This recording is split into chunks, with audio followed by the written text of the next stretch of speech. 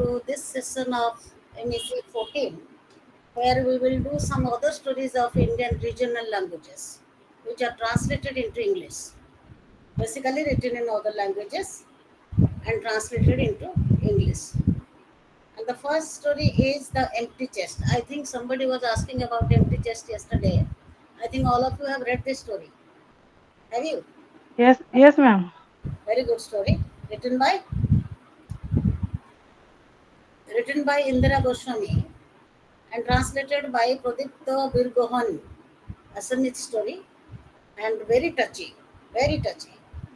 And most of her stories of Indira Goswami, most of the stories of Indira Goswami, they always, the stories always reflect the common man's feeling and how she selects the characters from day to day life of the downtrodden people, even about class barrier.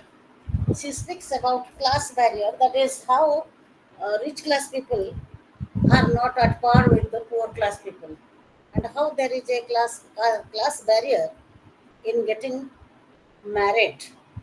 And also the theme is emancipation of lower class people or upliftment of lower class people.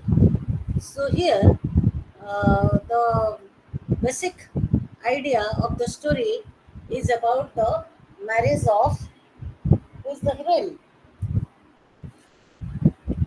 We have five authors, so I will give a little detail about the writing style of the author, and then I'll directly go to the story.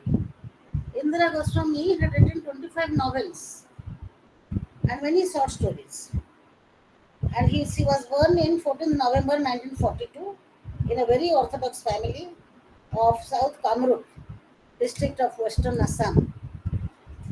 Indira married Madhavan Raisan Iyengar at an early age. Look, at an early age means marriage was to be done very early. So, certain social customs, certain social traditions, which are challenged right now in the society as modernity, was the prime center of focus in the writings of Indira Goswami. And the lead characters of the story, they belong to two different class, high and low. So the marriage could not take place, though there was a love affair between the two. And other writers of Assamese, they also uh, they also look at the society from this standpoint. From this standpoint, and a basic trend of writing of the Assamese literature or Assamese literature in within time was to focus on the social biases and unhealthy traditions, and that too casteism. That was the most important, casteism, and prioritizing upper class people. Prioritizing upper class people, these are the basic themes which we find in the writings of Indira Goswami. She had received many awards: Sahitya Academy Award in 1983, Assam Sahitya Sabha Award in 1988, and then Bharat Nirman Award in 1989, and so on and so forth. And of course, she got Padma Shri in 2002 and Jnanpith Award for the year 2000. She was also conferred Delete degree from Ravindra Bharati University, West Bengal in 2002. And she has remained a very prolific writer who not only concentrated on stories, she has also attempted to write good novels, and they had also got enough popularity because she was very thorough in the fundamental concept of social observation. And her linguistic ability was also not only regional, they are also appealing to the other category of readers of other languages also, as they are translated into English. So now we will discuss the story. Who can tell me the synopsis of the story in a very few lines? What happens in the story? Ma'am, uh, Yes, come on. uh, here is the story's heroine, protagonist Torodai. he fall loved Yeah. with the Jamidar's son.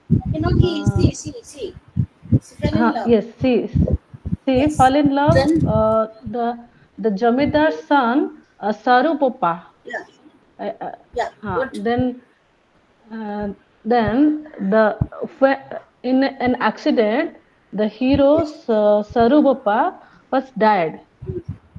yes, So the heroine, I mean Torodai, was very deeply sad, uh, and she want to marry with the dead body. Uh, she want to spend few times with the dead body also. But after that, she knows the Jamidar's son was yeah, marrying to another lady. yes. She did not love with Torudai, but she but the hero Mm, trying to marriage another woman. very good. It So here this we is come to know about the betrayal of trust. Let me speak out. Let me speak out again. I'll come to a very important question. Here we came to know about the story basing on the theme of betrayal of trust. Tarudai was in deep love with Sorubapa, but Sorubapa was not having sufficient integrity to become the husband of Tarudai. But it is not the only reason. The other reason is caste barrier. Because the son of Jamidar, that is Sarubapa was the son of the Jamindar, and there was a wide gap between both the class of society, and so the marriage could not be possible. And when he dies, the dead body of her lover, Sarubapa, comes by one chest, one flat chest in which the coffin is there. And Tarudai is going there and falls flat on the chest, and the blood of Sarupapa is there, and she is in deep love with that chest also. She wants to be submerged in that, to be mingled with the body of Sarupapa. But later she comes to know this. Later she comes to know that uh, he had married somebody else. So there is a dispute of their relationship, and how the class becomes the chief barrier in marrying both the, or in combining both the souls, or in solemnizing the marriage. In solemnizing the marriage, the protagonist is Torudai. The heroine is the principal character, that is the protagonist, and she lives in a sack near the cremation ground, and she tries to sacrifice everything for her beloved. She decorates herself in whatever bigger way she can, and she sleeps inside the empty chest in order to relieve her moments of love with her lover until the reality dawns upon her. So, have you ever seen this event in life? Can anybody imagine that such a thing is happening?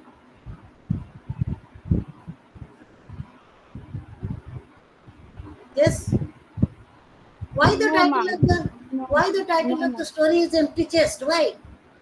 Ma'am, it is a wooden empty chest with the dead body of Sarobopa. Which carries the dead body of many other people, even of Sarubopa. So also, it is the symbol of two things. What is it? Ma'am, firstly, it symbolizes the cave on which the body of the Sarubopa was there, Yes. and secondly, it also symbolizes the emptiness of chest.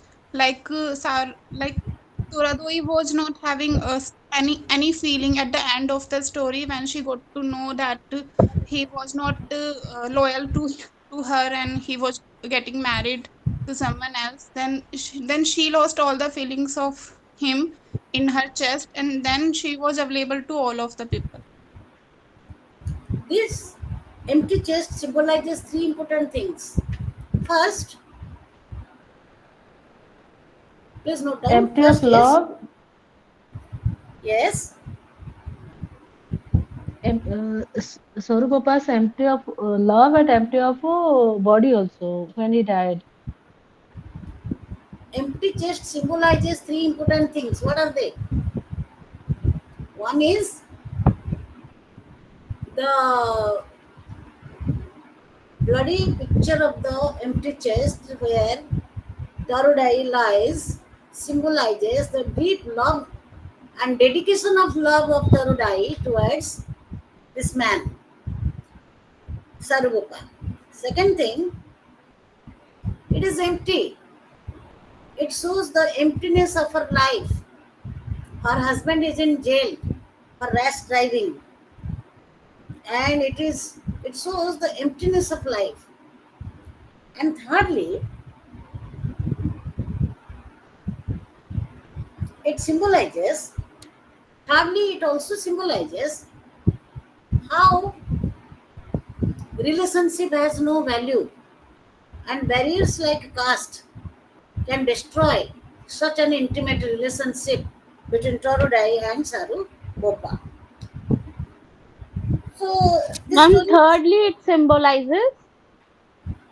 how the intimate relation has no value, empty. Understood? It's the emptiness of life. Her husband is in. Are you writing, dear? Is Yes, anyone ma'am. Yes, writing? ma'am. Okay. Yes. Yes, ma'am. Third is very good.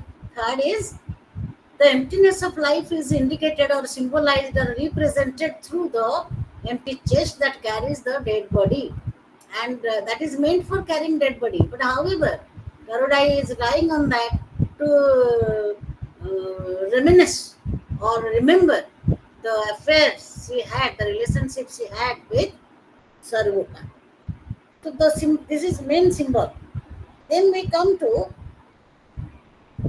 separation from Tarudai. Even after separation from Tarudai, has known no abatement. In fact, her love for him has been a source of strength for her through all these years. In the name of love to Sarubupa, she wants to continue as one strong lady. And after the event of the jail of her husband, she becomes very carefree. And there is a tree, hijol tree, near the sack of Tarudai, and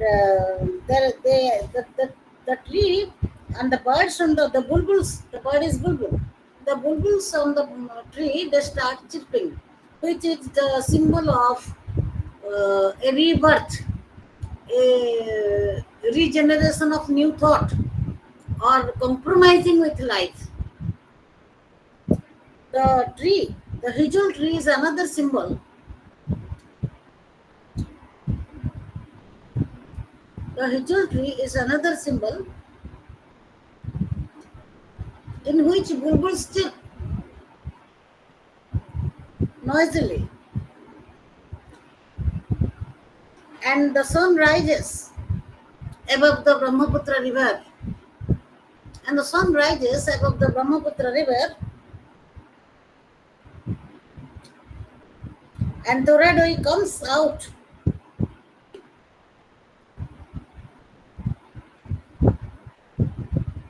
from her sack without any chadar. That means without any cover, without covering her body, she comes out. The sunrise is the symbol of a great change in the life of Tarodai.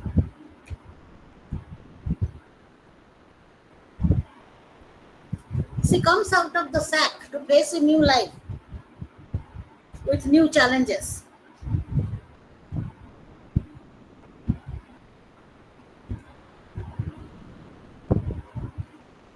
Chadar, or covering the body, stands as a symbol of respect. If you get long question from this, I think you will get on symbolism. That is, this story is full of symbols. First thing, then caste barrier. How caste system is affecting personal life. that you may get. Anyway, the sun rising is the symbol of new birth, and the chadar or the cover covering the body is the symbol of respect.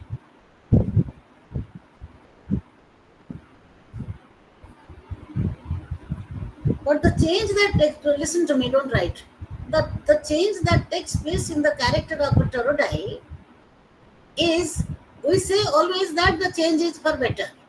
But here she knows no way, whether it is good or bad. She is ready to accept all challenges of her life that comes on her way. And she no more bothers about anybody because she has become a little bit old.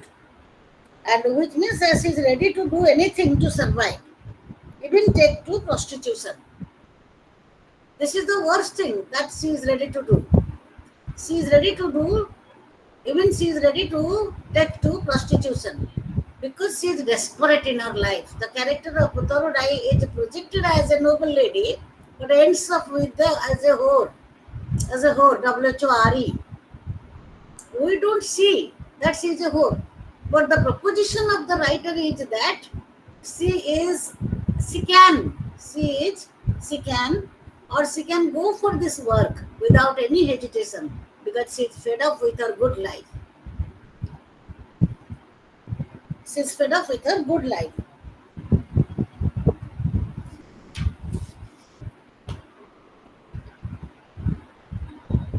The hijul tree is continuously appearing in the story, or regular reference to the hijul tree says that or shows that this is a strong symbol which stands as a witness to the track of life of Tarudai, Ma'am, which stands as a symbol? which stands like a witness to the changing track of life of Tarudai. The changing track of life, how the life of Tarudai changes from good to bad, from good to worst. That change is witnessed by this tree, and the name of the tree is Hijul tree. Hijol.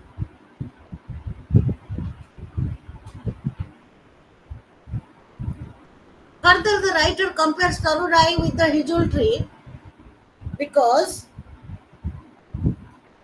the nature of Tarudai is unbending, uncompromising. Unbending means she is not ready to compromise with anyone now. She is ready to accept whatever comes on her way. She is ready to take any sort of challenge that comes in her life because she has lost all virtues. She is ready to take to prostitution. Worst things she can accept. She can embrace her misfortune. Now this change is symbolized, or the strength of mind. It's not change exactly. It's the strength of mind of Torudai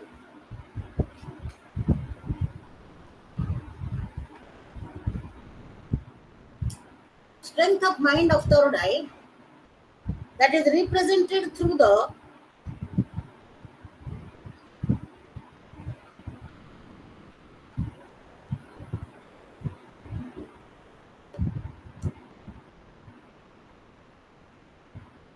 strength of mind of Torudai that is represented through the visual tree, which is unbending.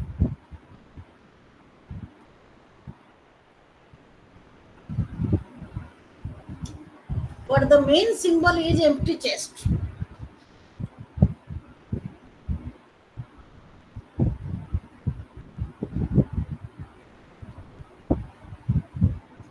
Now listen to me. When we find that the Sarubapa's body is on the chest, that is the symbol of matrimonial consummation, a symbol of fulfillment, a symbol of belongingness, a symbol of conjugal bliss. All these come to Torudai's love in the chest, which is empty. Understood? So the empty chest is the dominant factor. That is the title. That is the driving force of the story. That is the symbol, main symbol of the story, in which we find these four things. It symbolizes The empty chest symbolizes the symbol of matrimonial consummation of love between Torudai and Sarubopa, a symbol of fulfillment, a symbol of belongingness, a symbol of conjugal bliss.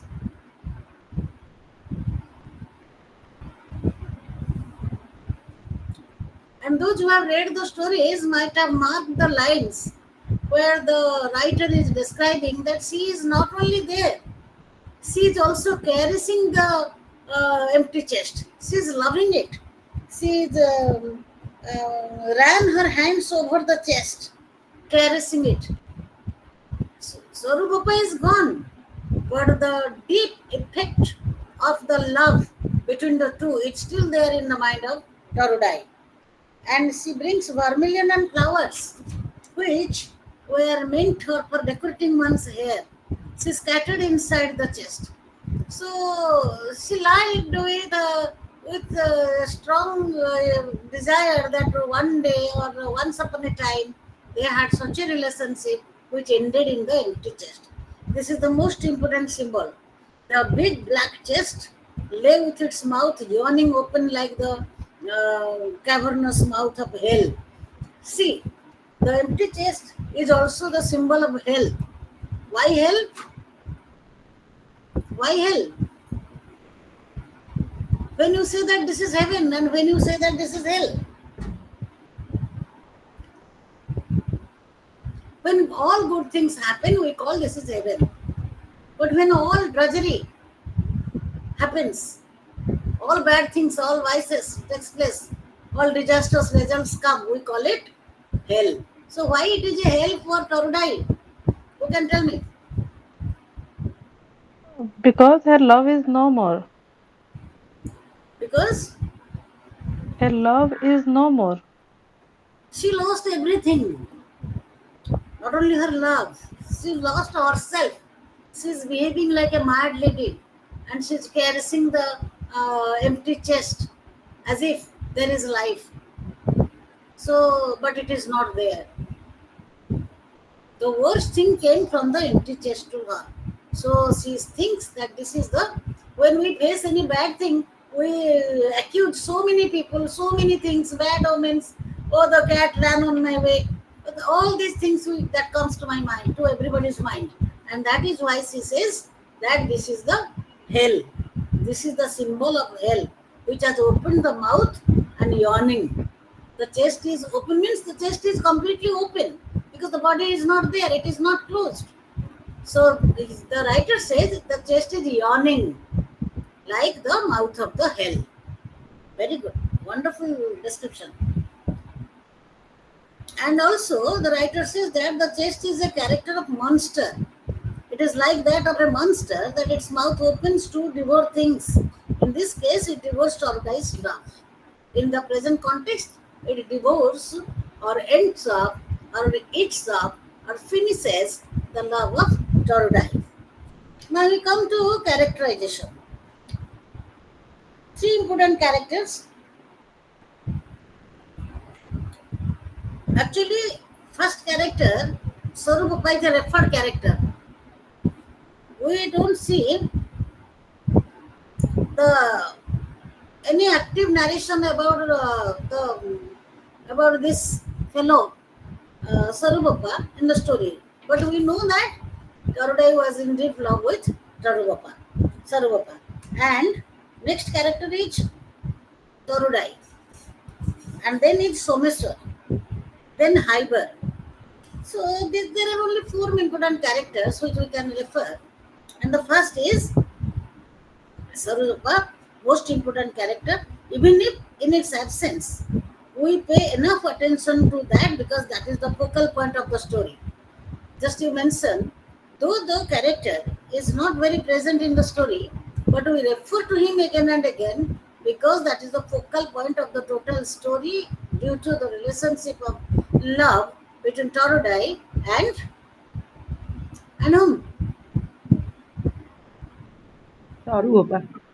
Sarvapa. And enough description is given by the writer to that She's so loyal. Uh, Dorudai is so loyal for her first love that the knowledge of his death almost unsettles her. She is scattered mentally and physically. She is not able to control herself. But all these things happen to Torudai only due to the existence of the character called Sarubapa. Okay, now we come to Torudai. Torudai's character, it is very important and stands out. It surpasses the importance of all other characters. The author has created a very emotional and passionate woman like Torudai. And we don't find such women even they are in love with somebody in any other stories. So she is an extraordinary creation of the writer, and the beauty of her character lies in living a life of purity and love against all odds. We don't know what odds she faced. By the end of the story, we just come to know that she is ready to accept whatever comes in the way of her life, and even she is ready to take to prostitution. But we have never seen her going to prostitution. But the intimation that the writer gives to us, the hint that the writer gives to us before the end of the story is that she is ready to accept all odds of life. She is ready to uh, embrace all odds of life because her golden days are gone. Her loving days are past. She is now a bolder lady, a strong woman, as strong as the hijol tree. Understood? And then another thing we can point out in the character of Dorudai, she is beautiful. She prefers to live a life of poverty rather than accepting the lusty suggestions of Hyber. Now, underline Hyber, those who have read the story, who is Hyber? Who is However, The is Hyber? wood, the the firewood fire vendor. firewood vendor. What is the relationship between Hyber and Dorudai? Hyper request Uh, for the lost suggestions for the survey. Hyper always approaches Dorudai to have some relationship with him, isn't it? He is yes, a ma'am. lusty Yes. man. Yes, yes, please come on. Yes, tell me.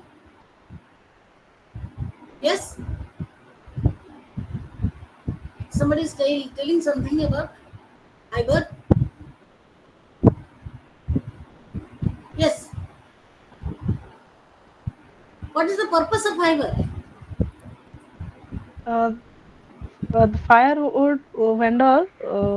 He always trying to sleep with the lady. Yes, then when is it? When her husband is absent. You know that she was in jail. Yes, yes. When her husband was in jail, Yeah, the firewood vendor was trying to sleep with the lady. yes. But when she is awakened from her imaginary world of love, the man is not there to comfort her. So actually, when he lost her husband when he was in jail, and he lost her lover, but at that time she couldn't find Hyber. Another man is Someswar. Who is Someswar? The brother Someswar of was the Sarodai. brother of Tarudai, And policeman what is his profession? brother, He is a policeman. policeman. And the most extraordinary part of his personality is that he had an imposing mustache. Understood? Wearing a pair of huge ungainly boots and carrying a sizable stick. Basic attire of a policeman he used to carry, and he was the brother of Dorudai. Okay, these are the characters. Then you come to style. Anybody who reads this story, Ma'am, uh, so yes, Someswar was telling about the invite card of the hero. Somisur. Yes, Someswar was tell about the invitation card of Sorbopa. Acha. He only intimated about the marriage of Sarubapa to Yes, Torudai. yes, ma'am. Yes. Oh, that's it. But he is his brother. Basic identity of Someswar is that he is the brother of Torudai. And then we find that he has having a sturdy body. He is a strict policeman. for lawbreakers, and he cannot bear to see his sister suffer emotionally. So he wanted to tell her the reality of the marriage of Sorubaba. That is it, isn't it? Because this lady is mad after him, but he is planning marriage somewhere else. That truth was given to Darudai only through the through her brother Someshwar. Okay. Now about style and symbolism. Symbolism, I told you, this story is full of big symbols, and it can be a long question. So many symbols are there. But about the style, those who have read the story line by line, they might have felt what excellent vocabulary are used to express the feelings of the characters. And the language of the story is very expressive, and it is appropriate to the situation and context. And the simile and metaphor that are used, they are also very apt. And the comparison saves the writer from having to explain or dislike the fiber. Again, the poverty-stricken, malnourished condition of Tordai children is portrayed vividly in the following expression. Their trousers hung loose like the hides of goats strung up in a butcher's shop. Now, note those who have read the story might have gone through this line, in which the children are described to be very poor, and their legs, their trousers, they hung like the hides of goats in a butcher's booth, strung up in a butcher's booth. This is the style of presentation of the language that is used by the writer in order to make the description apt and impressive. Understood? And another example I want to say, the sun rose over the Brahmaputra. Wreaths of violet and brown clouds clung to it, making it look like the pinched and pale face of a helpless prostitute, blushing at the thought of having to spend time with an unwanted stranger. So, though the writer is focusing on the profession of prostitution that Orda is going to embrace, the writer is not giving sufficient estimate of the profession of prostitution, and she is victimizing or accusing or abusing the prostitutes for being ashamed of doing this guilt. And the chief character or the protagonist is succumbed to misfortune and finally going to accept this. So I think this is all about Iron Chest. I think I want to justify the title. Who can justify the title? Why the title of the story is Empty Chest?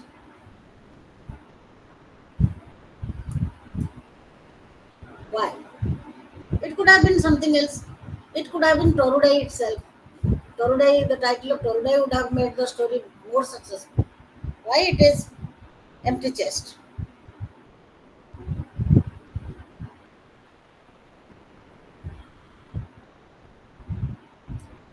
Like the title. Ma'am, Yes, yes, yes. because Come on. because Loudly, please. Tortai's life is empty in physical and emotional sense in both ways. I'm not clear about it. So you are not audible. Please speak loudly. Uh, Ma'am, Torudai's life is both physically and emotionally empty. So the empty chest symbolizes her life. That's why it is called empty chest. Yes. The title is justified on three grounds. One is the emptiness of her life. Another is the emptiness of her hopes. What was her hope? What was her hope? Love of Sarvapa. To get the Hope of golden days with hope of Sarubapa. marrying Sarubapa. That was her hope. Yes, yes, Was it yes, ma'am. possible? Was it possible? No. So it was empty hope. Or there was no success to the hope. And the third thing, the the empty chest itself ended the loving life of Tordai. So the empty chest indicates all misfortune in the life of Torudai. She considers herself, and now she is not restricting herself from any misdoing, from any challenge, from any wrongdoing. Even she is ready to take to prostitution. So it is the empty chest which is indicative of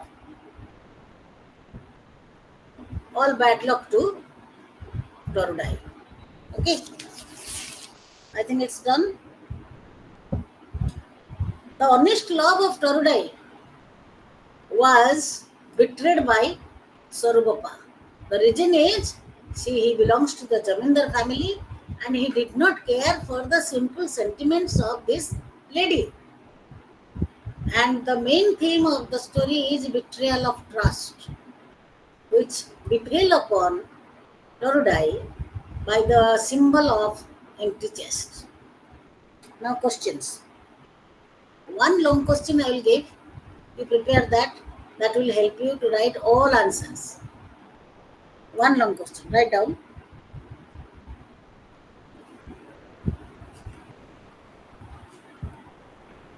Justify the title of the story.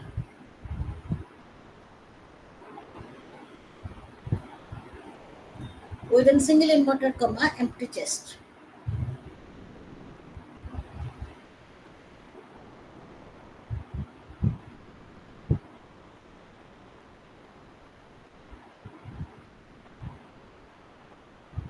Okay.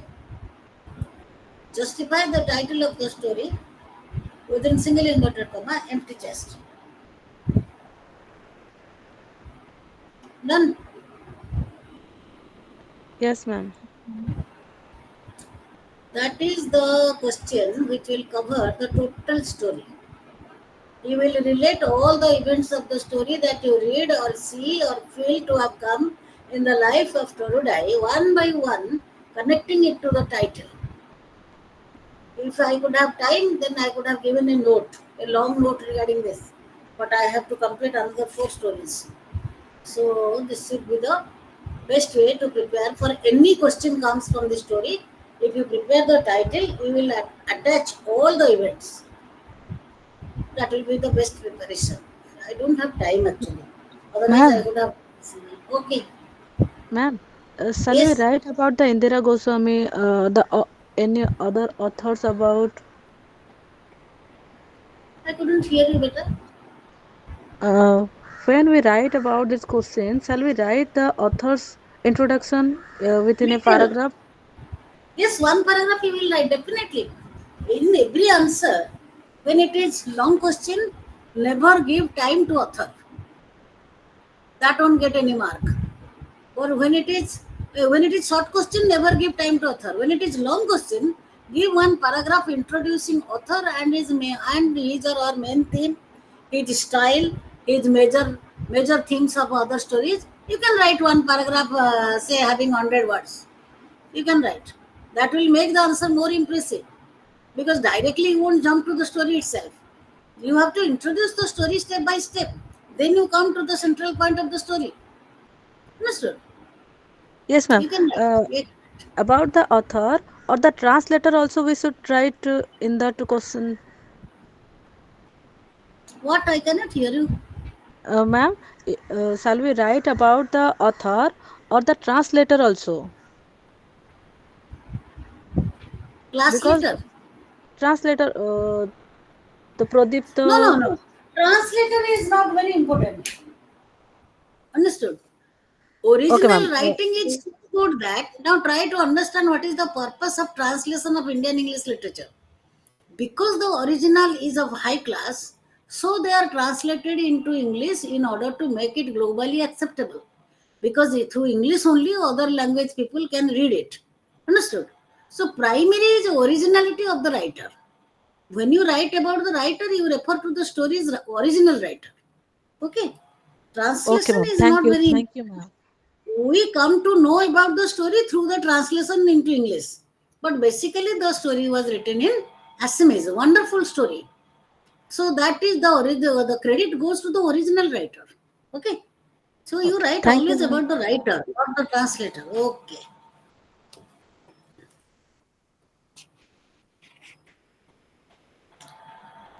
Now the next story is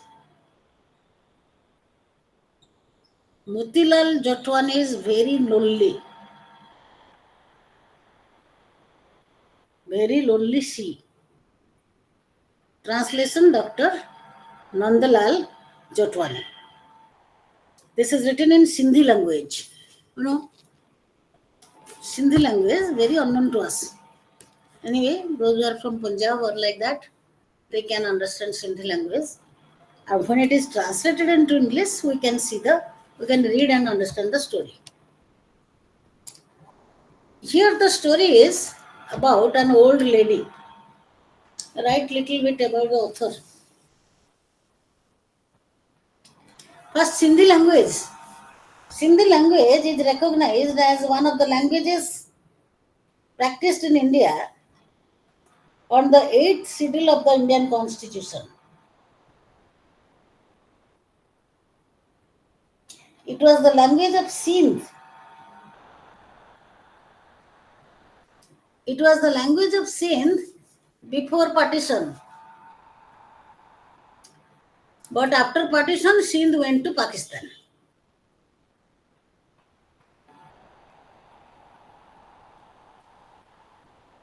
But Sindhi is spoken, don't write. But Sindhi is spoken who have by the people who have migrated to India after partition.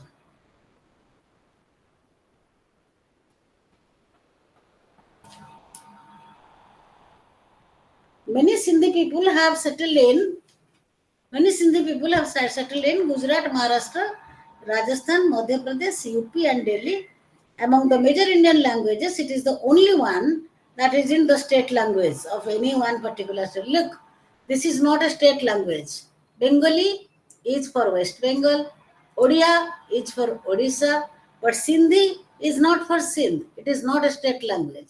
But people use this as a regional language. This is recognized as one of the India's language in the Part 8 of Indian Constitution.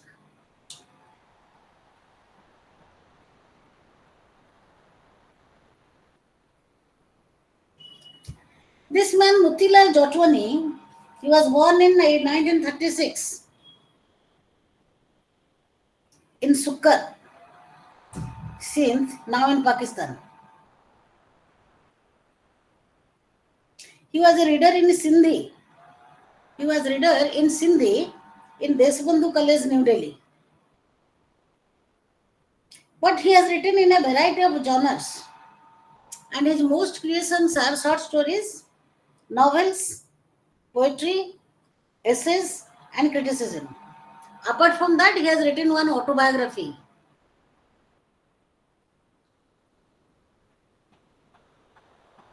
His prime medium of writing is Sindhi.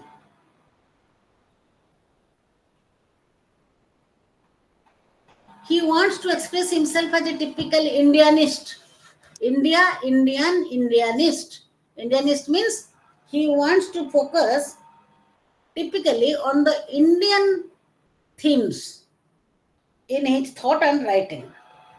His famous works are many novels and Rishta Nata novel in 1982. Then Koth novel in 1985.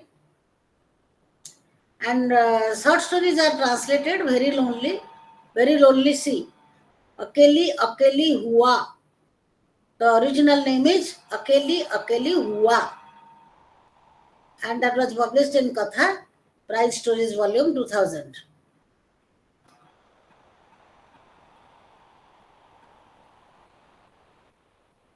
He had written a lot of stories and novels in Sindhi language, but not all of them are not translated into English. But his prose and criticism, Shah Abdul Karim, a mystic poet of Sindh, Shah Abdul Latif, his life and work, Sindhi literature and society, Sufis and Sindh, Dictionary of Sindhi Literature in 1990. This is most important. So he has compiled a dictionary of Sindhi literature in 1996.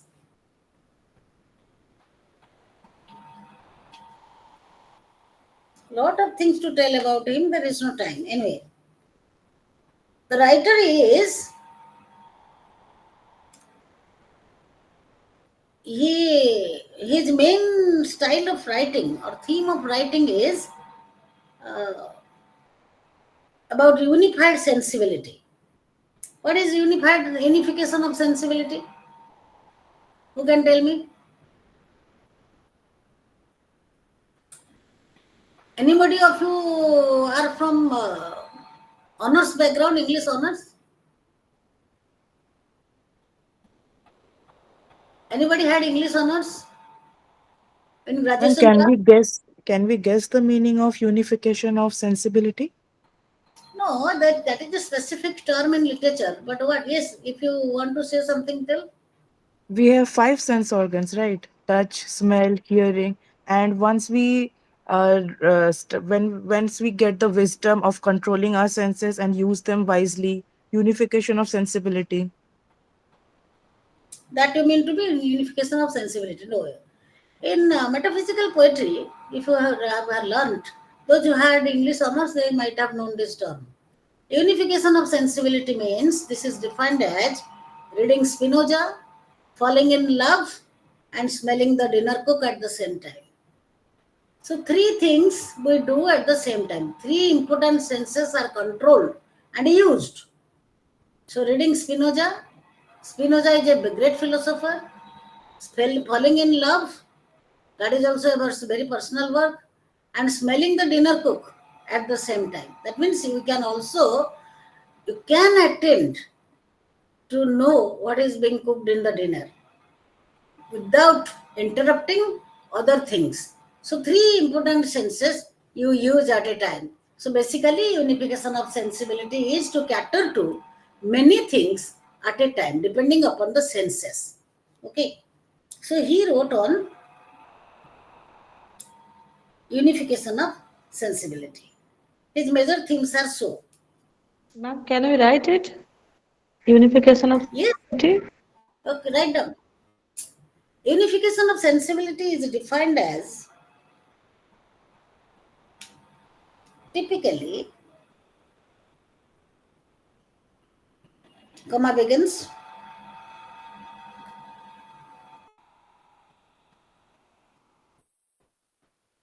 reading Spinoza, comma, falling in love,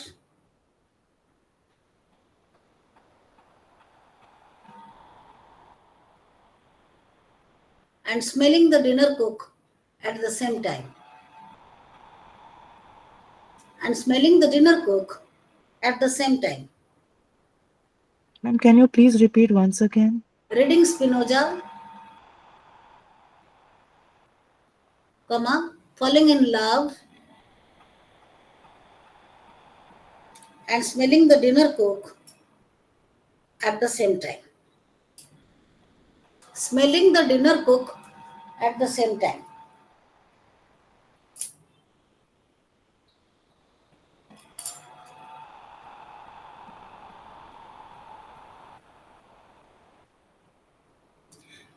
Okay.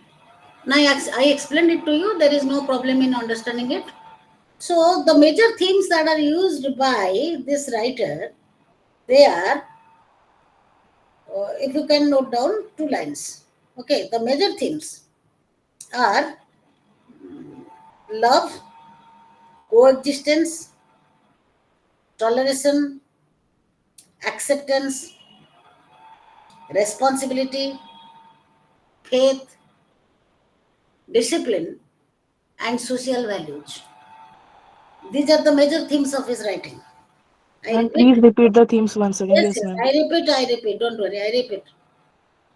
Love, coexistence, toleration, acceptance, responsibility, faith, discipline, and above all, Vasudhaiva Kutumbakam. The earth is one family, or the world is one family, or there is one family on earth. Vasudhaiva Kutumbakam is the central ideology of this writer, Mr. Motwani.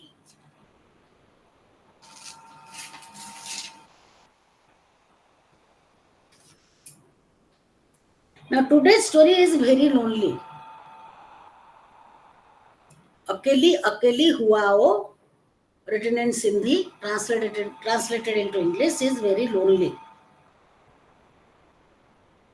Originally published in Sindhi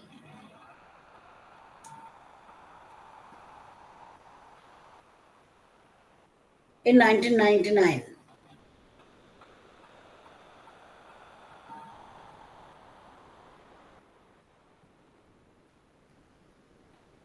But surprisingly, this story is not included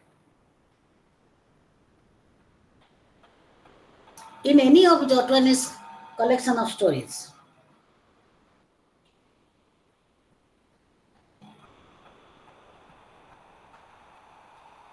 The main idea, which is the undercurrent of this story, is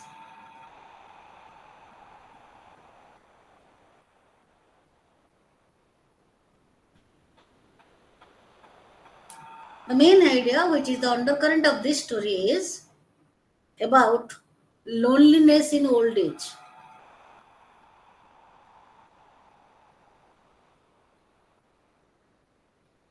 And Dr. Nandalal Jotwani, who is the brother of this writer, has translated this story.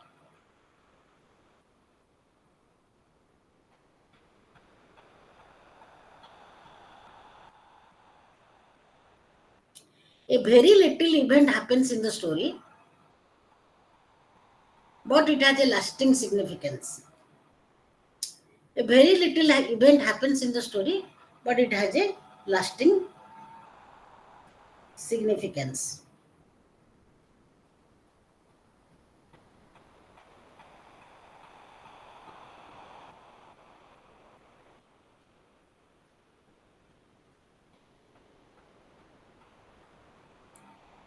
One person called Manohar, don't write, now listen to me. One person called Manohar is visiting the house of his Mausi, Puran Mausi. And when he goes there, he finds the helplessness of the Mausi in the old age. And that is the main storyline. Manohar is the narrator, and he is also the focalizer.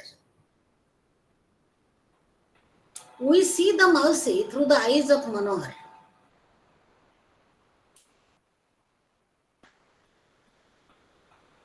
Mausi is staying at Agra.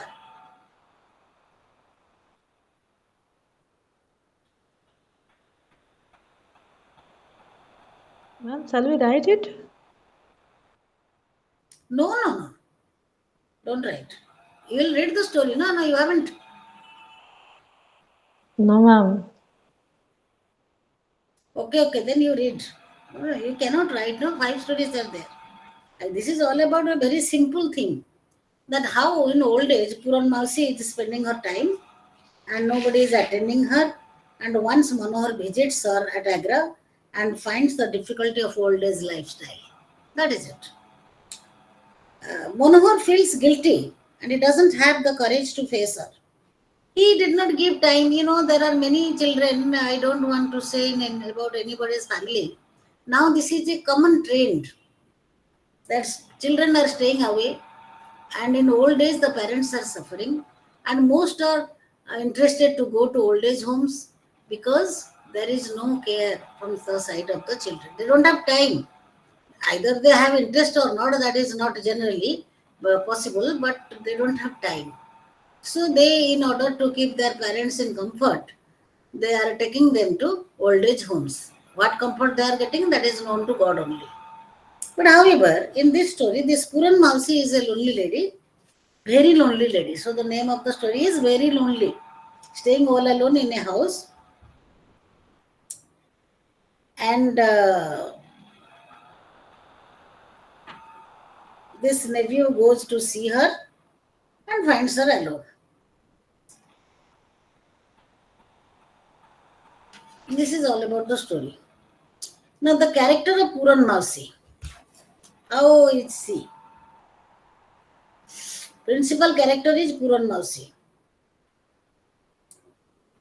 And the title of the story, Very Lonely, indicates the loneliness of Puran Mausi at old age.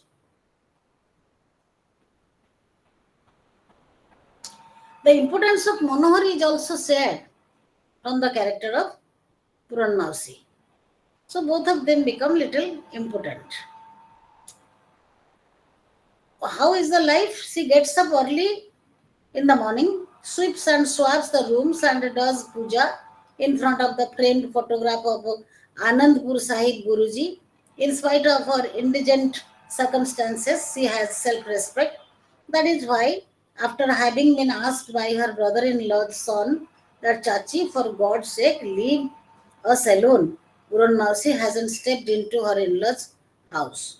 Look, the son of her brother-in-law, he told that she should go away. She should not stay with them. And from that day, she has left that house, in-laws house, and staying alone at Agra. The theme is life becomes the way you mold it.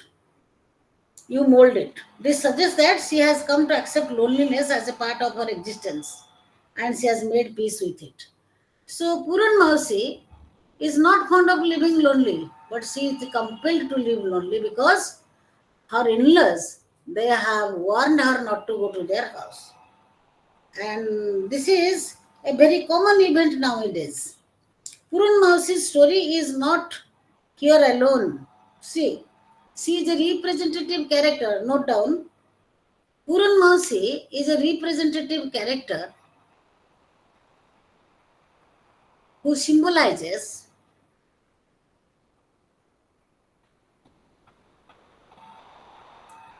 the suffering of old age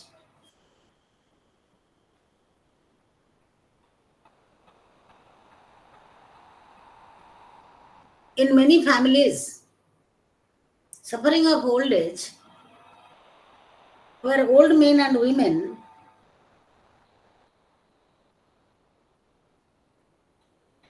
are disinterested to take care of the old people, or where old men and women are neglected by the family members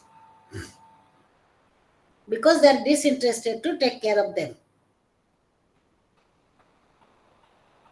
The only reason is that the family is shrinking, family is becoming small. Previously, we had large joint families.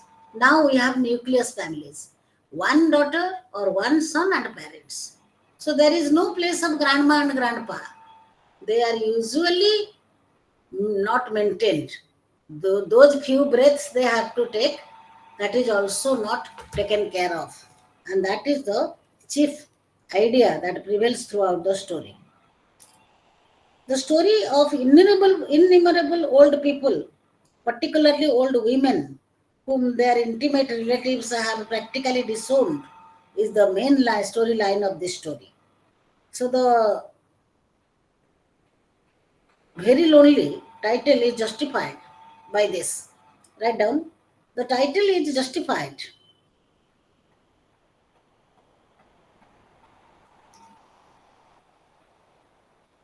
because the symbolic presentation of the character of Puran Mausi, the symbolic presentation of the character of Puran Mausi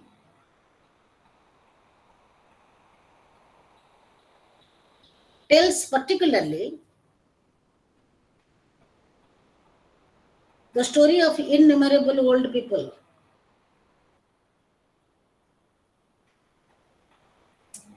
especially old women.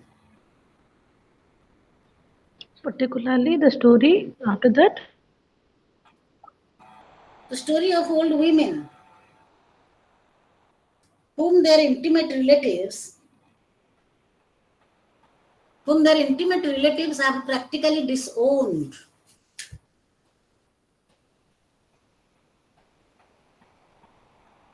and who barely manage to survive on their own with self respect.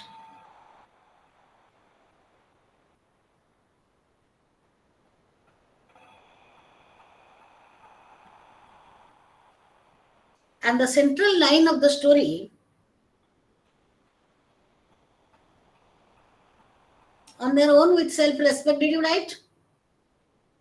Yes, yes, ma'am. And the central line of the story that is told by Puran Mausi is that comma begins, humans all over the world, humans all over the world have no time for others, have no time for others.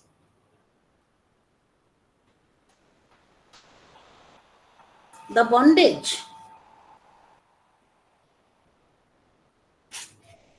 the bondage of family has been let loose.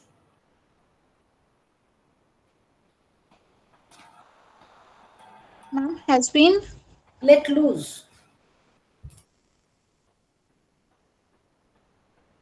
Many critics, another paragraph, very short paragraph, please note down quickly. Many critics comment that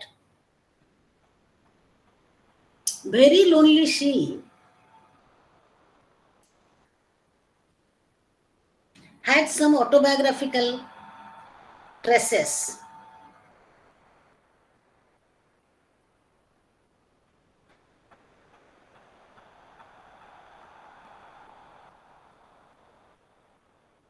City dwellers or urbanized people,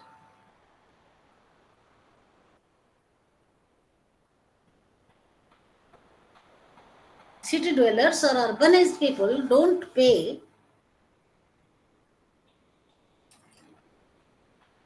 honor to the familial bond, don't pay honor to the familial bond, to the familial bond, as a result of which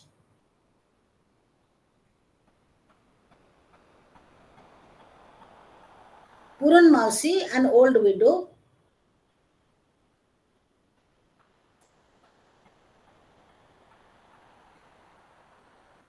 who is trying to survive with courage and self-respect, who is trying to survive with courage and self-respect, stands alone.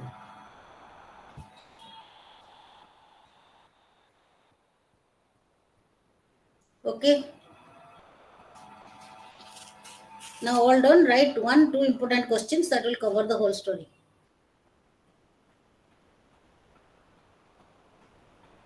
Question number 1. Sketch the character of Puran Mausi.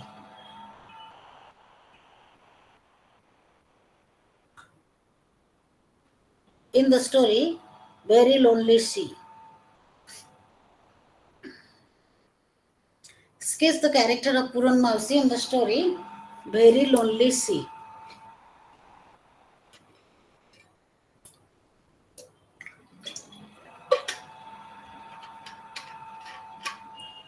May I be excused?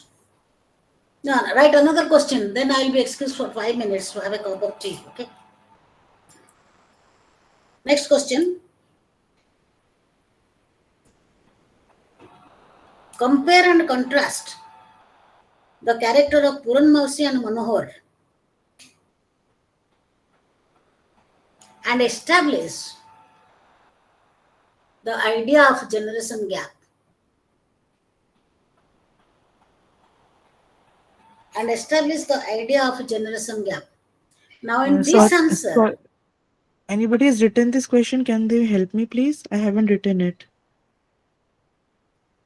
Compare compare and and contrast. contrast the two characters of Puranmasi and Manohar and establish the idea of generation gap. Okay, ma'am. Thank you. See, here you have to write four important things.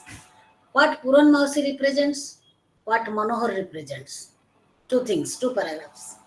Then you compare the idea of Manohar with Puran Mausi. Puran Mausi belongs to old time, where there was a family bond and total family members were carrying the old people as gods and goddesses. But a time has come.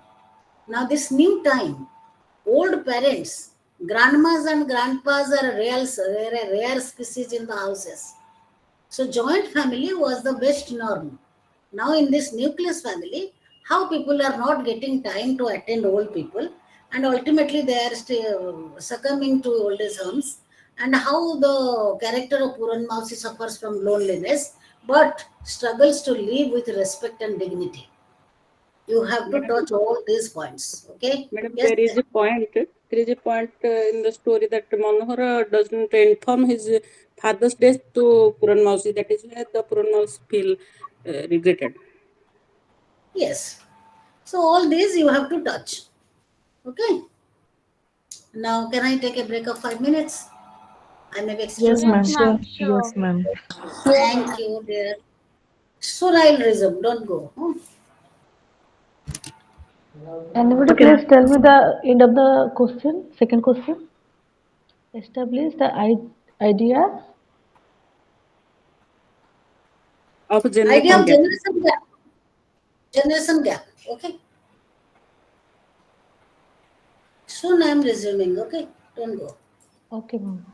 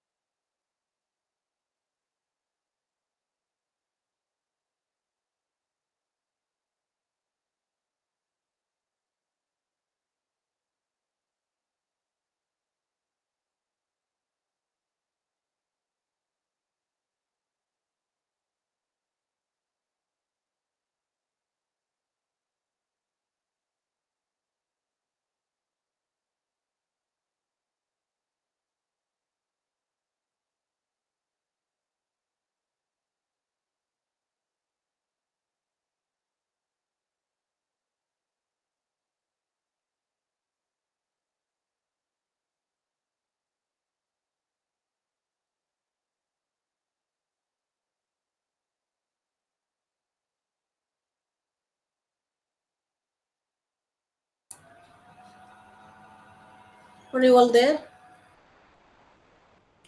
Yes, ma'am. Okay. Now this story, the third story, is a Bengali story, and it is written by Afsar Ahmad. It's a Bengali story. And the original name of the story is Arthahin Kotha Bolar Nirbharta. Nirbharta. অর্থহীন কথা বলার নির্ভরতা. Literally means to be dependent on the meaningless words. The translator is trying to revolutionize this title and has given a very wonderful title to this story. And the translated story is titled as Headmaster Prawn Chanachur. This is the name of the story. Translator is Chandana Datta. So you write down the name of the original story is Arthahin, Arrthahen. I missed some part, ma'am. May I know which story are we discussing now? We are discussing Afsar Ahmad's Bengali story, Arthahin Kotha Bolar Nirbharta. There's a new one. Okay, ma'am. This is the third story, okay? Headmaster Brown. It is translated to a peculiar Yes, title. yes. Have you seen the syllabus? Have you seen the syllabus or Yes, not? ma'am. Yes, sir. Yes, ma'am. Yes. It is translated and the title of the story is very peculiar in English. That is Headmaster, comma, Prawn, comma, then Chanachur.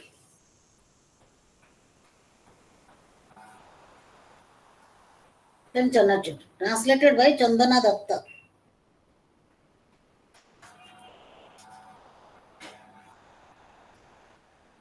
Have you heard the name of absurd theatre? Ma'am, which theater? Absurd theatre. Yes, You ma'am. might The have read other theater. papers. Theater of It is Absurd. drama. Ma'am, Waiting for Godot. Yes, theatre of absurd. Waiting for Godot. Waiting for Godot. Waiting for Godot by Samuel Beckett. Albert Camus, the originator of the absurdity. Have you gone through that? Yes, ma'am. Yes, Yes, ma'am. Now ma'am. we Yes, know that. ma'am. Yes, ma'am. Yes. What happens there? Why I am telling you the example of absurd theatre. There you cannot draw any conclusion as to what is going to happen. They are unexpected, abrupt, and the events of the play, they don't stand calculated. They don't stand calculated. What is going to happen at the end of the play? Nobody can give guarantee, nobody can guess. When the play is introduced to you, also it is a turmoil of so many ideas. You even cannot know what is main or what is subplot or what is main plot. This story, why I refer to absurd theatre, I will let you know. You see the title. The meaning of the Bengali story is unnecessary words should not be followed, or literally means to be dependent on meaningless words. Arthahin katha bolar nirbharta. That means to depend on useless words. But that is translated into English as Headmaster, Prawn, and Chanachur. Do you find any similarity with the titles? I just want to know why such unmatching character titles is given, ma'am, to the translation Yes, and yes. the original title. Do you find any matching of title, any similarity within the titles? These two titles. Only headmaster. Maybe headmaster is the one who is talking useless talks, and his way of talking might be compared to prawn and chanachur. That's all I can figure out from the title, ma'am. Acha. But this is a family story. Understood? And Okay, ma'am. there is a character called Arupda, the protagonist.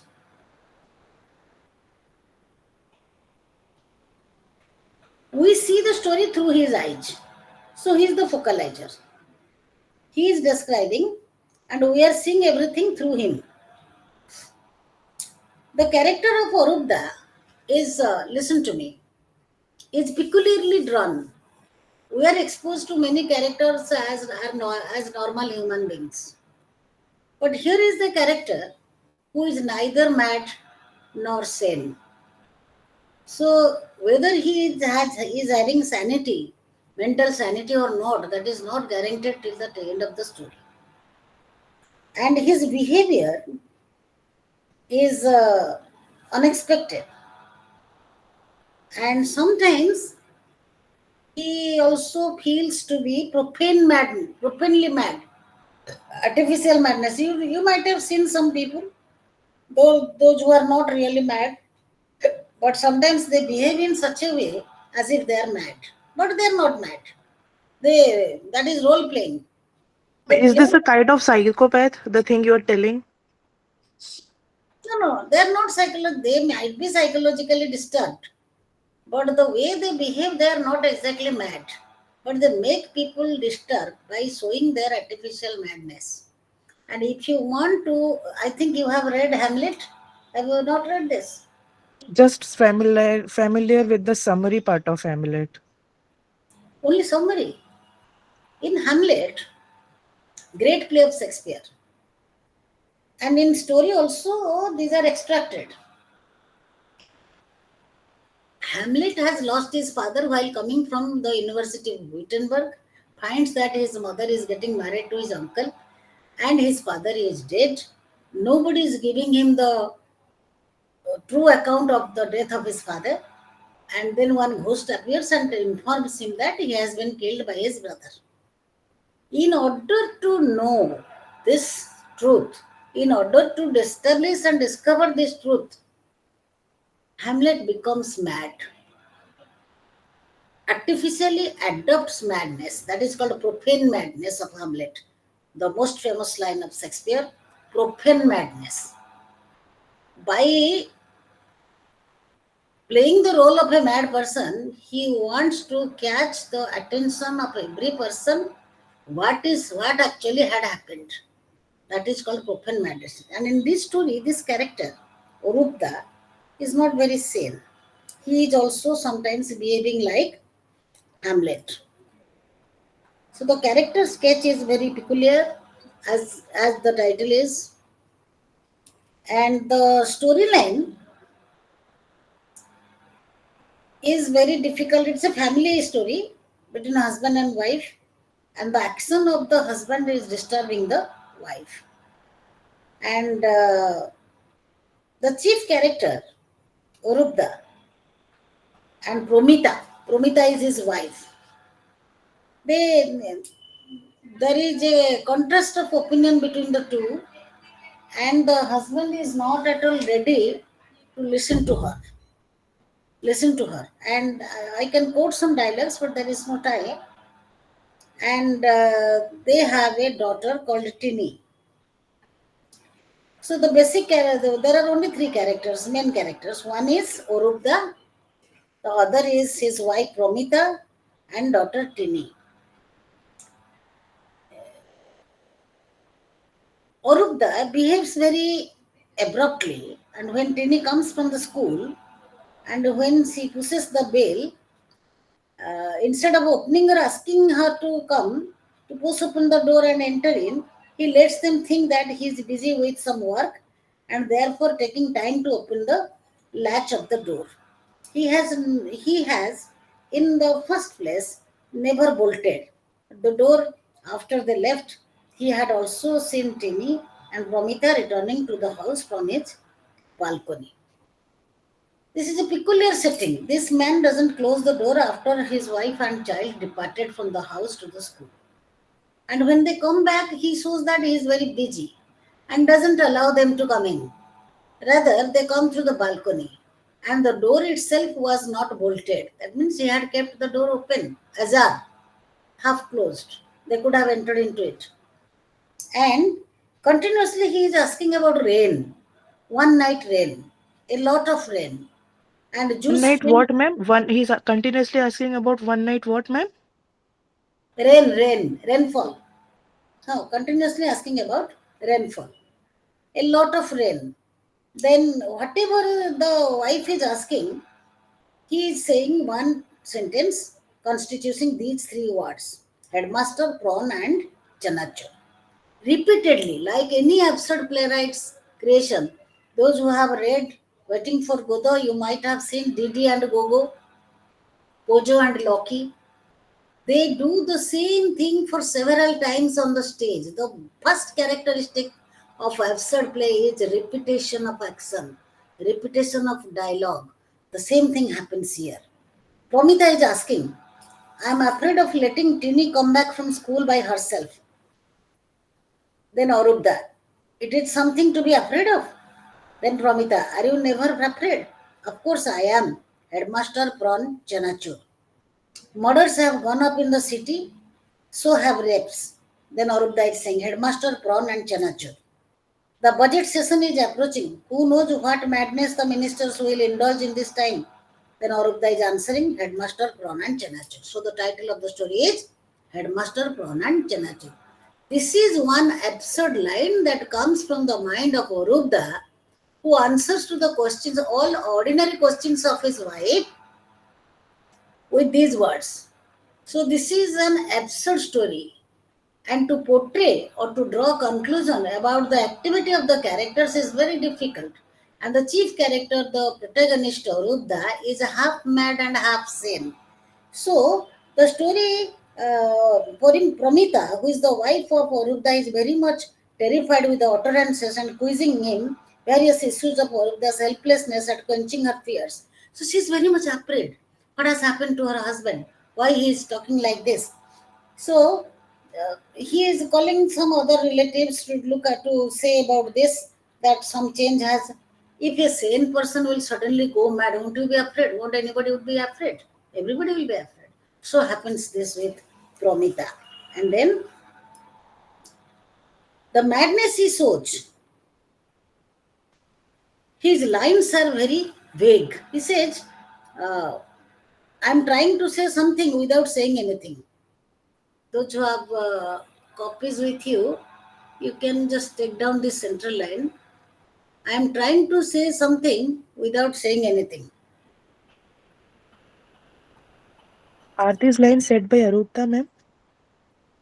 This is said by Arubda. This is a signature line which indicates the character. I am Ma'am, trying to say something. I am trying to say something without saying anything. That means he doesn't want to say anything. But he says that I am trying to say something.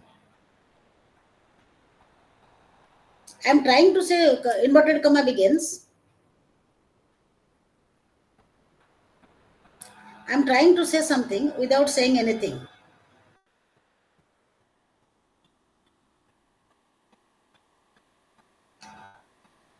This central line, write down, informs us about or gives a clear note of, be little literary.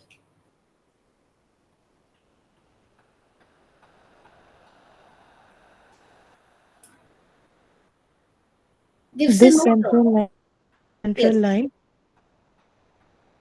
gives a note of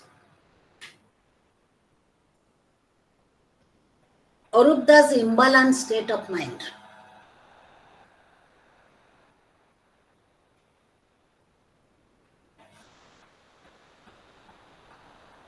He is also not able to cooperate. His sweet family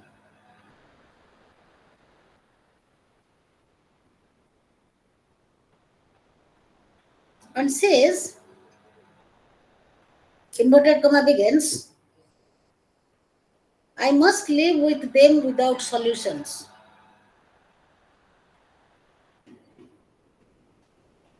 In another instance,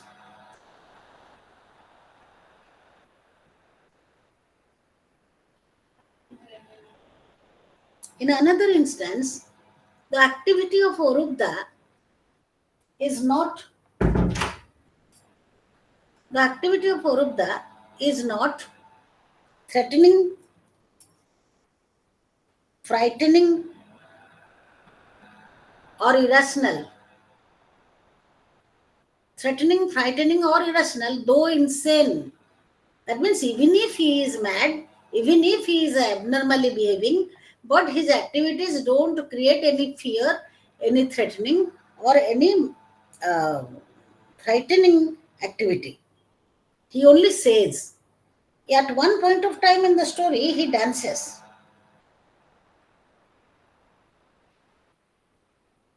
When the rain comes, he starts dancing.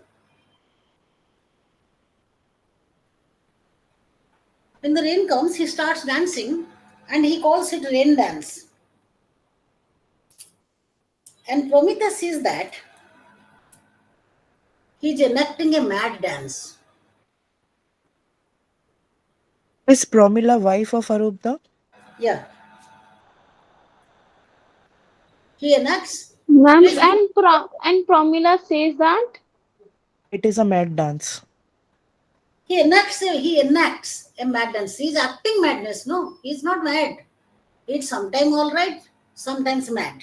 So nobody is sure whether what sort of madness is it real or artificial. So he is enacting a mad dance as there is rain.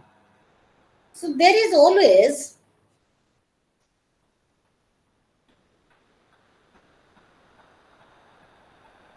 a wide gap between the two.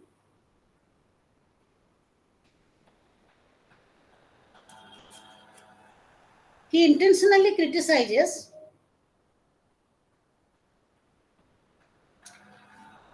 Promita and his daughter and irritates them or taunts them.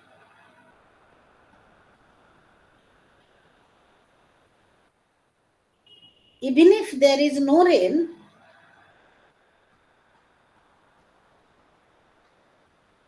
he kicks his feet to the air.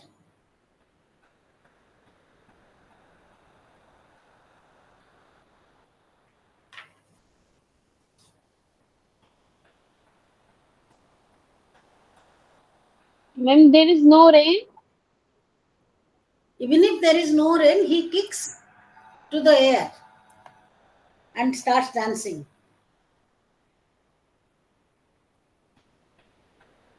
Another part of Arubda's nature is that another part of Arubda's nature is that he shows extreme affinity. He? He shows extreme affinity towards nature, which is not a sign of his madness. Extreme affinity towards nature, which is not a sign of his madness. He shows extreme what? Affinity, AFFINITY, attraction, inclination.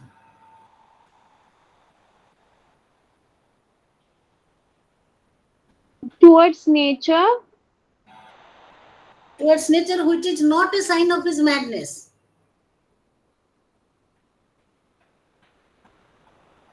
Sometimes he sits on his balcony. Excuse me. Let me take a water. Sip of water. Sometimes he sits on his balcony and watches the tree.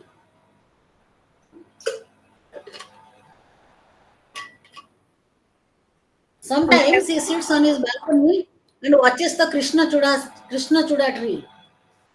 Krishna Chuda tree. These activities that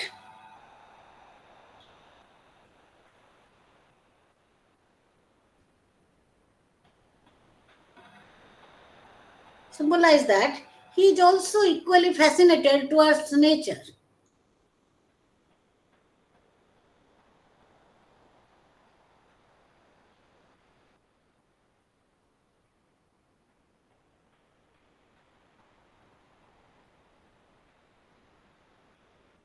He also sometimes very poetic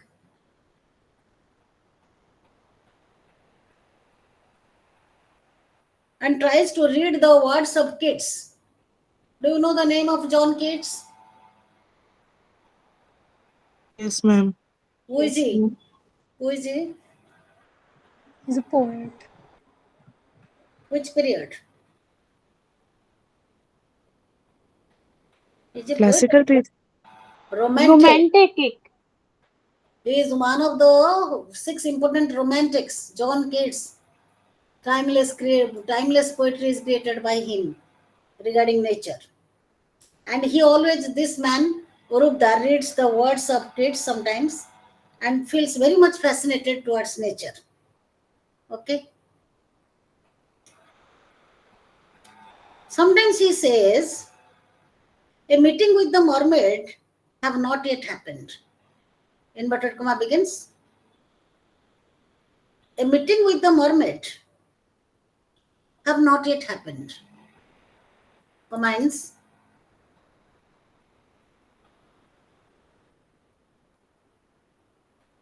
This shows a childlike craving and longing. This shows a childlike craving and longing for dream universe.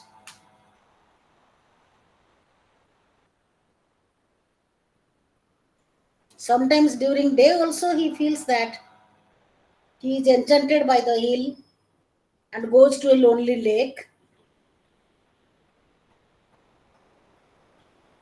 which is And beyond practical vision. and childlike craving. Childlike craving and longing for a dream universe. You are much behind, beta. Be fast.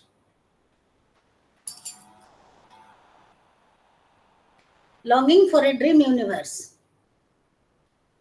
Sometimes during day also he dreams of enchanted hill and lonely lake, which has no practical value. And he dreams about?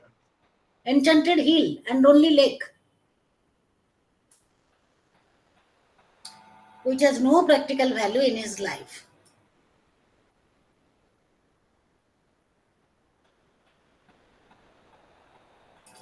So, stop writing. So, when we analyze the character of Arupda, we don't find any rationality in his talkings, in his works, in his activities, in his thought process, but he is completely harmless.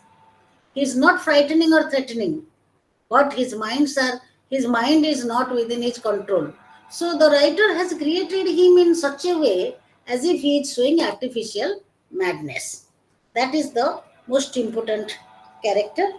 And Promita and Tini, the family members of his family, they are very much shocked to this change, to the change of the character of Arupta. I have a question, ma'am. Oh, tell me. Pro- Promita and Tini, they are like a family of Arubda, right? So They are the Arubda, members he of his family. wife and daughter, right? Yeah. Yeah. So Arubda, he suddenly started behaving this way, or sometimes in a month or few times in a month, he chooses to be like that so That that he gets notice, attention. actually, that notice we don't get, but he is projected as a character who shows profane madness like Hamlet. He is projected, this is the story writer's mindset. He has produced this character. This will impress many readers, and also it is a good question of criticism and analysis. His character is multifaceted, sometimes good, sometimes bad, sometimes normal, sometimes mad. So his character is so. No reason behind it, no history behind it. Okay, now style. Up come to the style of the story. The story writer, he uses. Seriously, could you get your answer? Which answer your mother, like in real About life? his Shall I read the personality, last line? how he Yeah. behaves, how he behaves. There is no guarantee what he will behave. Most, I told you from the very beginning, very abrupt behavior, like the character of absurd drama. Okay, so this style of writing of this writer in the story, we get a lot of things. He refers to poet and gives the example of all good vocabulary of kids, and also he refers to the plays of Shakespeare, and the style is mainly uh, a literary approach to the past, full of examples of last or past writers. There is a overwhelming presence, and which Arupda is not interested to accept. He is thinking of, there are some people who always overthink. What they cannot do, they think. What they cannot can do, they think. So they are very thoughtful. And excess thought will destroy your brain. That is what happens in the character of Arubda. It has a drama in it. Most of the story is unfolded in the form of Arubda's dialogues. So the story, if you have read, has anybody read the story? Anyone? Yes, ma'am. Yes, ma'am. In the story, you might have seen the pattern of the story is not description, rather, it is exchange of dialogues. And we see Orubda acting something, dancing, doing, and the most part of the story is written in the form of a dialogue like a drama. So, this is another peculiar style of a story writer where the characters talk like the characters or dramatis personages of the stage.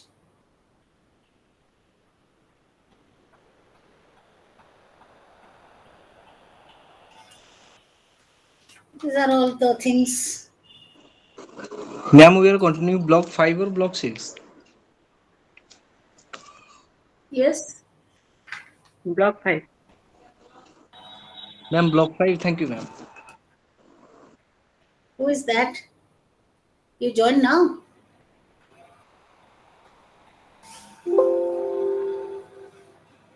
Ma'am, can I ask a question? Ask. Ma'am, still I am confused about the title of this story. Why he is uttering the word headmaster, prawn, and chanachur all the time? To show his madness, to show his abrupt behavior. Ma'am, why these words only? The particular these words, why he is uttering? There is no such logic behind it. Why he is dancing in the rain? Why he is daydreaming? We don't have any answer. He is doing, we have to accept it. And as I told you, he belongs to that category of character who are very absurd in their behavior, like the characters of absurd drama. And the style of writing here is dramatic. And overthinking, the character, he broods over everything. And one who overthinks will definitely disturb his normal activity. He thinks a lot. He's thinking of poetry, he's thinking of star, he's thinking of moon, he's thinking of society, he's thinking of rainfall and dancing with rainfall. All these things, that is not very normal activity. So why he is using this word headmaster? Somebody justified. At least some link. Uh, there is no link absolutely. He is abruptly telling these three names. It is not the character, it is the writer, the translator, who has changed the title into this to make the concept of the story, the theme of the story, more absurd, more peculiar. Understood? Okay, ma'am. Good. Thank you. Now, next story is The Compromise by Vijayadan Detha. Translator is Syam Mathur. Vijayadan Detha, Rajasthani story. The story is, he is also an Sahitya Academy Award winner in Rajasthani language, this man. And he belongs to Jodhpur.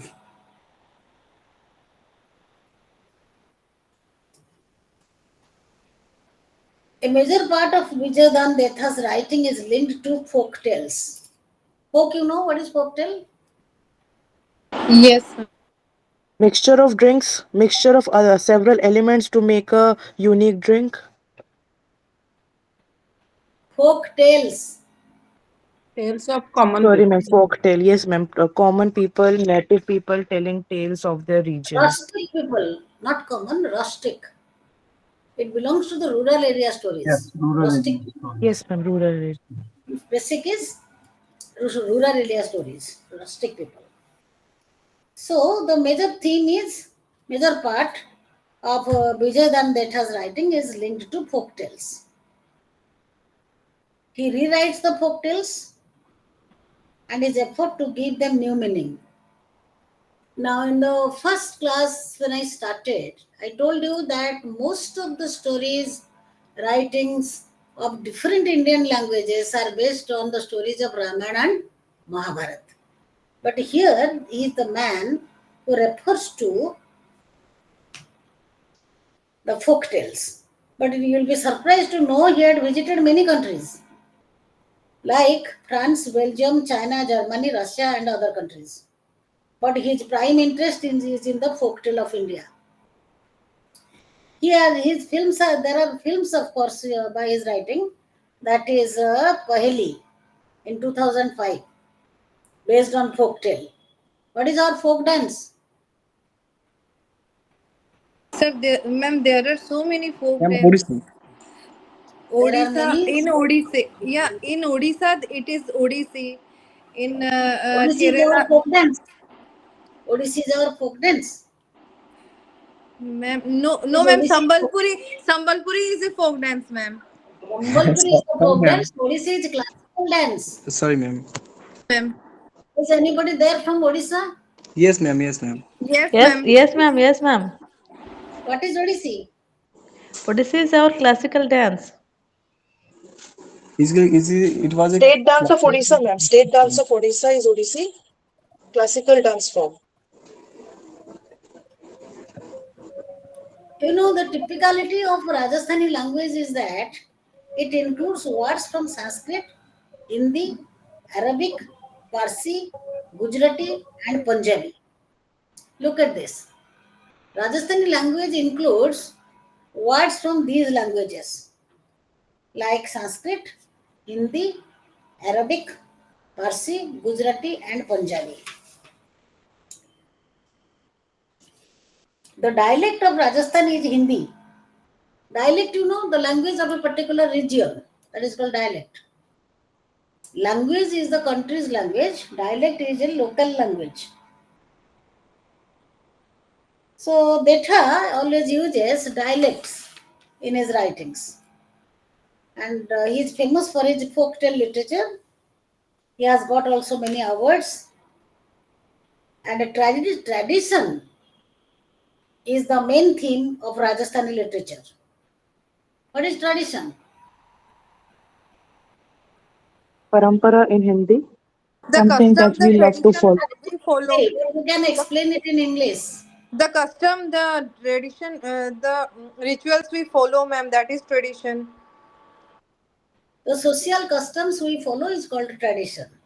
Even cultural customs, that is called tradition. And major part of the Rajasthani writers' themes are tradition and folk life or folk tale. This story, Compromise, is written for the. There are two forms: outward form of the story, and it is written in the style of an autobiography, where the writer wants to impress the reader that the writer is keen on making the reader participate in his experience. So this is like a practical class. This story is like a practical class. This is written in the form of an autobiography relating to folklore or folk tale, and the writer wants that everybody should participate in it. The story is set in Jodhpur, and its event takes place in the students' uh,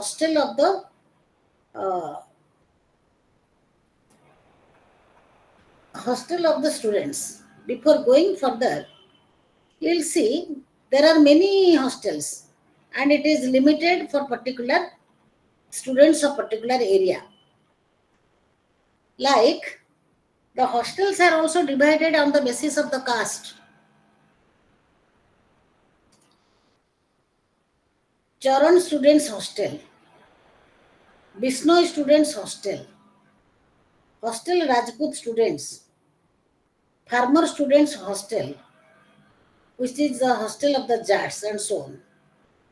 The elders and the intellectuals of the respective castes are frequent visitors to the students' hostel. In Rajasthan, this is a common, formal, and accepted practice. because the writer is a Charan. His visit to the Charan students' hostel is very natural. So, this is a peculiar practice in Rajasthan that the hostels are categorized on the basis of caste according to social hierarchy.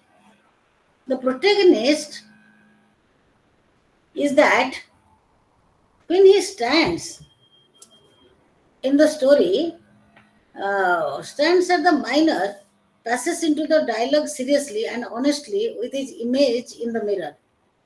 Whatever Askaran does, the Askaran outside the mirror quizzes. This is a peculiar story, you listen to me. There is a mirror, and a man called Askaran stands in front of it. So when the lion goes to the well and looks into the well, he sees the face of the lion. The lion's face is reflected in the water of the well. Here there is a mirror, and the protagonist is Askaran. He goes to the mirror and asks a lot of questions to his own replica in the mirror. Understood? And whatever he says, he gets no answer. This is another mad fellow. So, so he goes on asking questions to the reflected picture of his in the mirror. And ultimately, there cannot be any compromise. So they decide to break the mirror. And he finds that he is different from the picture that is reflected in the mirror. So the compromise is breaking the mirror. Understood? This is the story. Very funny.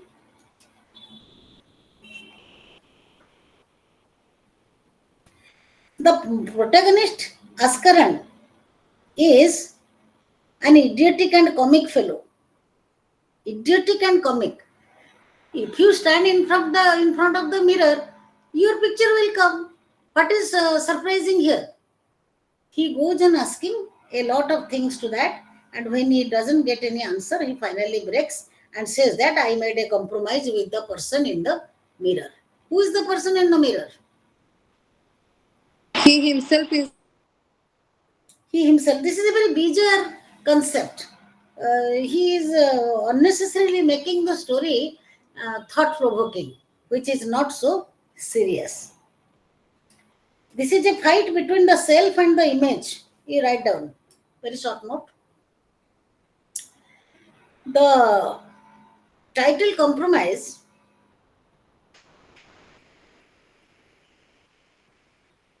tells us about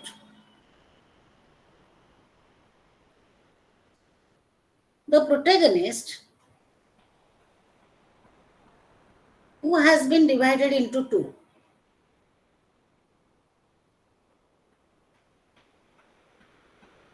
The real Askaran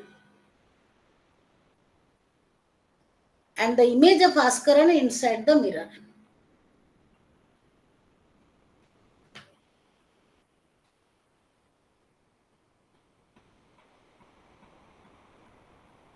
The real Askaran thinks that the Askaran inside the mirror is like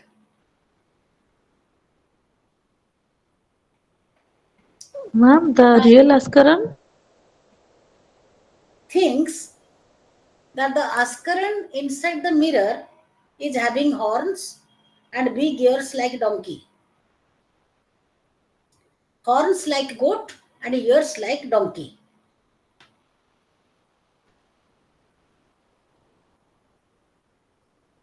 Ma'am, in the mirror, Askaran in the mirror. Askaran in the mirror is having horns like the goat and two long ears like the donkey.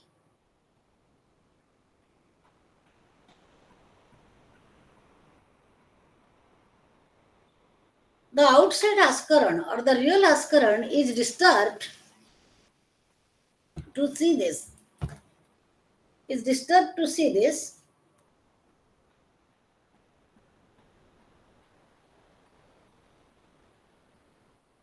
and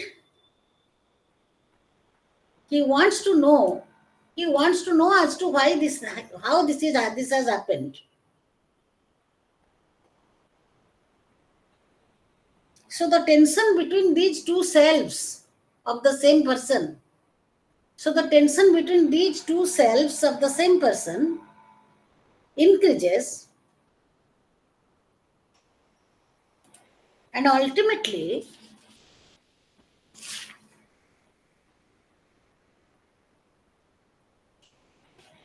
increases, and ultimately the mirror is broken to end up. The mirror is broken to end up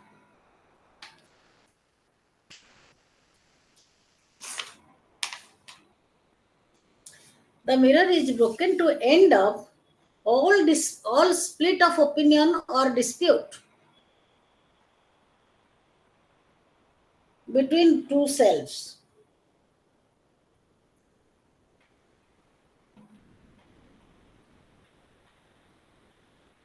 The inner meaning of it is that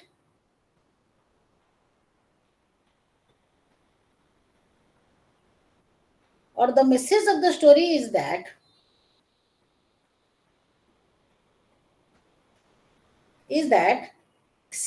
things seem different. The message is things seem different from the real.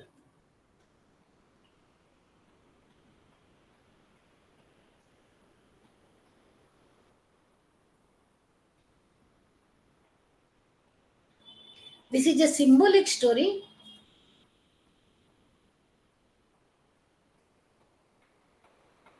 where the main character or the protagonist is coping with his inner voice. That is the voice of his conscience. And is fighting with his figure reflected in the mirror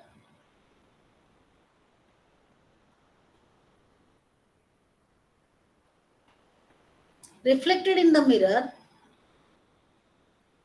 which has no conscience. Which has no conscience. And the final agreement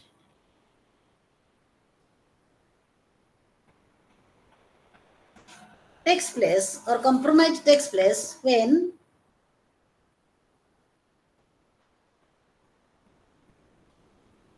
Askaran outside has reached the limits of tolerance.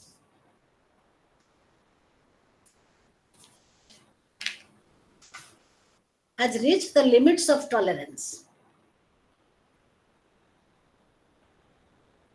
And he makes a compromise to end conflict. Ma'am, reach the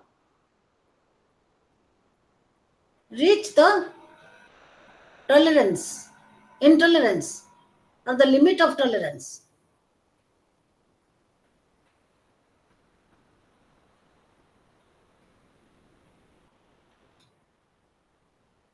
And he makes a compromise.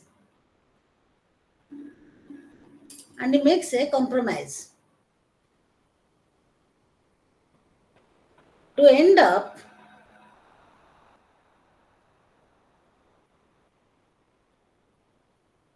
makes a compromise to end up the dispute or split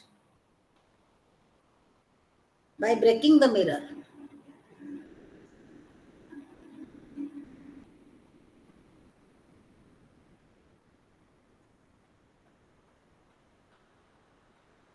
And the conflict ceases.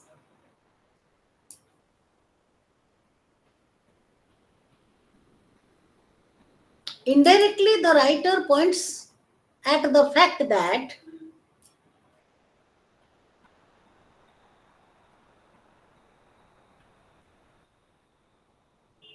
by breaking the mirror, the ma'am, solution is drawn. indirectly the writer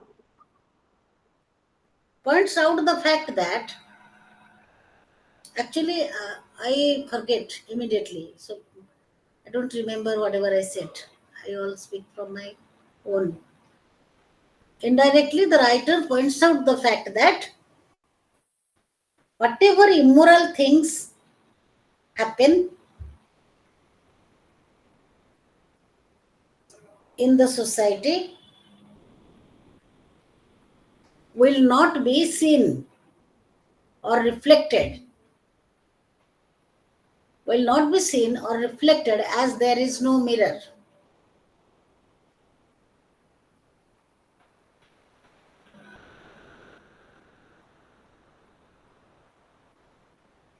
And now Askaran says that there is nobody to cross question him.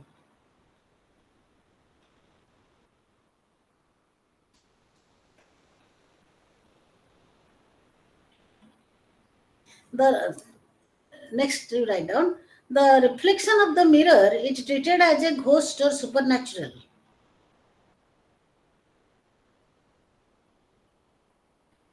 Because the reflection of a human body, because the reflection of the human body of Askaran seems to be like donkey or goat in place of a human face. Ma'am, it is treated like a ghost after that. I forgot. Was written. That means, Ghost or supernatural? yes, ghost or supernatural because the human body is reflected in the mirror as goat or donkey. Is it possible? But it has happened. That means the writer considers the reflected figure of Askaran as a ghost. Understood? And this happens only in the stories of the folktale. Such stories are very common in the folktale.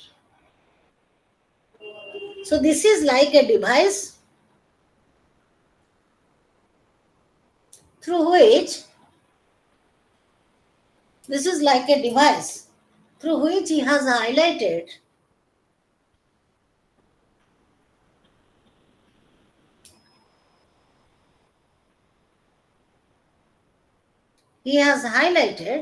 the meaning of the story.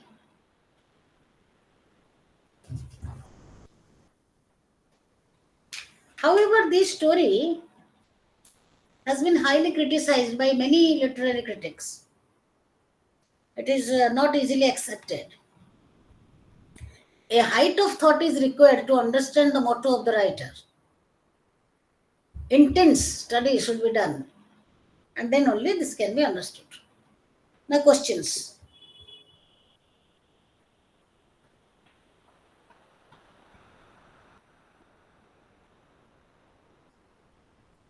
Two questions will cover everything. Compromise is a story. The compromise is a story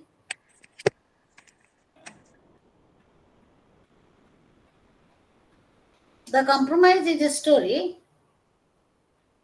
commenting on commenting on the absence of morality and moral restraints. The absence of morality and moral restraint, restraints, restraints, moral restraints in modern life.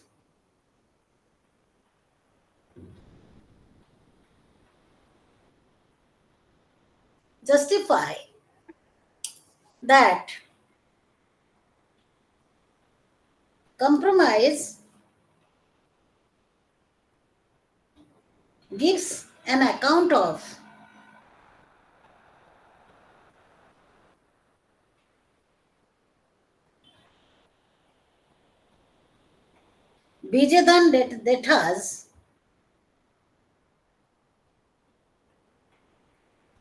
Bijadan Detha's extraordinary storytelling.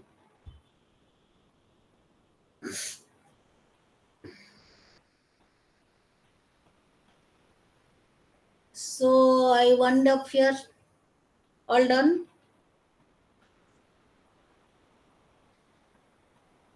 Yes, ma'am. Acha, in my next class we have a poetry. There had large number of poems, many poems. So you try to read them earlier, or else I'll make it short, and then we will go to that. After that we have drama. We have 6 units tomorrow. One, Ma'am, can we start with just once try? what? The poem just once try. Once try. Where is it? It was in unit 6. So we will start from the end. Yes, ma'am. That is the long Unit one. 6. Uh, Unit yes, 6. ma'am. Fifth poem. Ma'am, 1 minute, ma'am. No, ma'am. Right? Unit 6 नहीं the I don't find it. There's no poem I'm called One second Step. last unit Ma'am, it's in unit of 5. block 6. Ma'am, the name of Just the one poem try. is Just Once Unit Try. 5, ma'am. Shakti. Unit 5. unit Unit 5. 5, Sorry, ma'am. Shakti Unit 5. Chattopadhyay. It is unit 5. Just Yes, one try. Sakti Chattopadhyay. Yes, Just ma'am. once try. Okay, we'll start from that. No problem. Okay. Thank you. Thank you very much, ma'am. Okay, thank you. See you soon Ma'am, any question from Headmaster Prawn and Chana Chor? tomorrow. Please. Thank you, ma'am. Question I have not given. No, ma'am. No, ma'am. This chapter has been Oh, left I'm before. sorry. I'm sorry. I'm sorry. Write down. Write down. Write down. Find out the absurdity in the character of Orubda.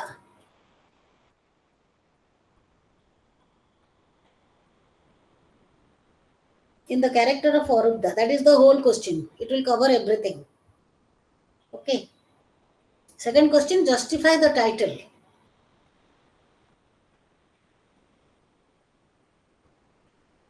Headmaster, Prawn and Chanachur. All rubbish. All disconnected. Because this is absurd. Okay. Thank you for reminding me of this. Thank you, ma'am. Thank you, ma'am. Okay. Thank you, ma'am. Welcome, welcome. We'll meet Thank you tomorrow. so Okay. much, ma'am. Thank you so much. Okay. Thank you, ma'am. Welcome.